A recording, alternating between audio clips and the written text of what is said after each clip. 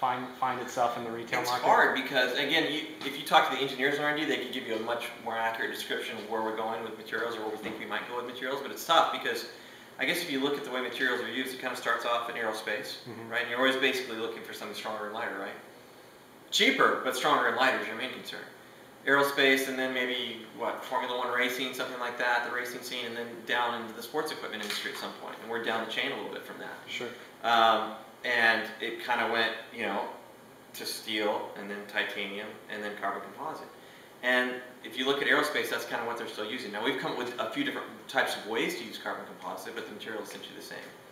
You know, like forged composite is the newest way we use that material, and it's even stronger and lighter yet. It happens to be a little more cost effective too, but that's kind of incidental. It is a little stronger and lighter. And the reason we like using that material is because, especially now, we've gotten into the adjustable driver scene. It took us a little while. We think we've done a really good adjustable driver. And something that gives us an advantage with adjustable drivers is that what you're doing, especially when you're trying to move weight, not necessarily face angle, just moving weight internally, you want what's called discretionary mass left over. Like if you're shooting for a head weight, say a driver, let's say you're shooting for 195 grams, which is about what you're looking for. Well, if we can build the head, and we haven't added any weight yet, it's 142 grams or 148 grams, that leaves us more than maybe another head that's all titanium, or maybe that took up 175 grams of weight. So when you have more weight left over you can play around with, it's like, wow, our target, we're way short of our target weight. Now we can put that into the screws or whatever we need to do. Sure.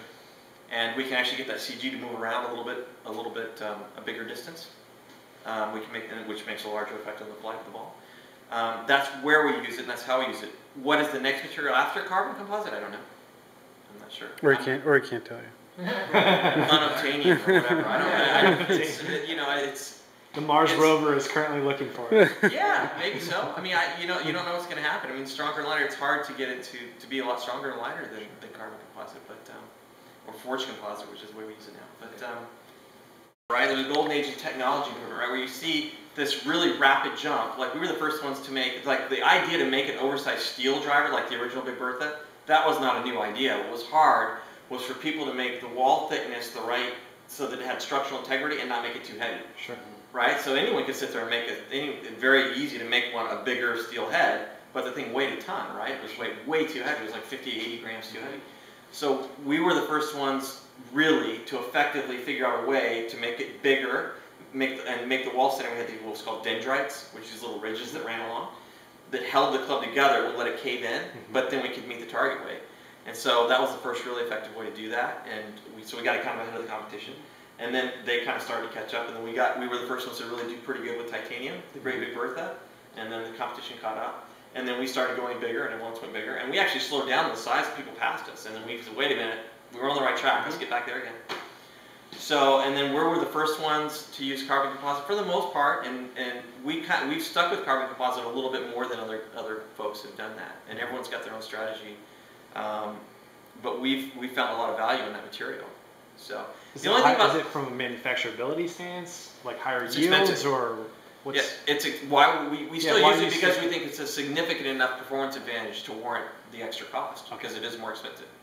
You know, it's much cheaper to just take a titanium, make a head out of all titanium than it is to start fitting pieces together. And there's other things that happen too, not necessarily intended or unintended consequences. That it sounds a lot different when you use a lot of carbon composite. Where you put the carbon composite has a distinct effect on the feel and the sound of the golf club. And some people, and as a result, because people are different, some people really like that, some people don't like that. Like some people like an all metal head, an all titanium head, because loud equals distance to them. Loud equals ball speed to them. Right. Now we could design a club that was super quiet, that you couldn't hear hardly the ball coming off the face, and we could make it illegal with the ball speed. Like it'd be super fast off the face, non-conforming, and it would feel like popcorn when you hit it. You're like, that ball didn't go anywhere. It's going 5 miles an hour faster.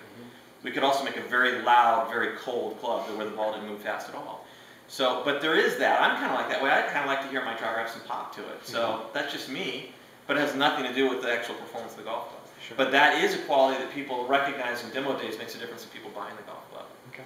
So we actually have people that work. We have a sound engineer that comes down, and we're trying to fine tune the sound all the time. If you change like the thickness of an iron face, you can change the ball speed, right? But sometimes you get a sound that's just right, and then you make it faster, and then it sounds horrible. Right. Like it's like, whoa, that's not going to work. I mean, you can't. That's horrible. And then sound is like 60% of sound is, or 60% of feel is sound. In other words, if you take a good player that hits like a tour player, scratch golfer maybe, that hits it, and you guys are probably like this, you can hit on the toe even a little bit, and you know you hit on the toe, right? It's like you can feel the twist and the vibration, the sound's not quite right. If you take a really good golfer and you have him hit with earplugs, they can't tell you to near the accuracy of where the ball's going to face. But they tell you, well, I can feel when it's twisting, so I know. And you give it to them, and all of a sudden, their ability to determine whether it's 5 millimeters to the toe or 10 millimeters to the toe, that's muffled. And it's because they don't hear it as well. So, and that's something that's not quantitative in the sense that you can't say this sound equals more drivers sold, or this sound equals more people liking it. That's a hard thing to do. So, how do we, loud, a little loud, yeah. Ear shattering loud, shake a molar loose loud, no. A little metallic, yes. Not quite tin can, no, we don't want tin can. It's hard to do that. And anytime you change the shape of the driver, or internally, when we add, like if we add mouse glue, especially with the Razor Hawk, where you didn't have adjustable weights, where you have a little hole, you can fine-tune swing weight, you squirt mouse glue in there, right? And where you hold the driver, Garrett's going to hang these drivers certain ways to get the glue to dry in the right spot. You don't want to add a lot of bias from the other, or the guy may say, yeah, I want more fade bias, so you let it dry into the toe. But then the guy says, well, I want it, can you make it quieter? Turn it upside down. If the glue dries on the roof of the club, it quiets it down a ton. Okay.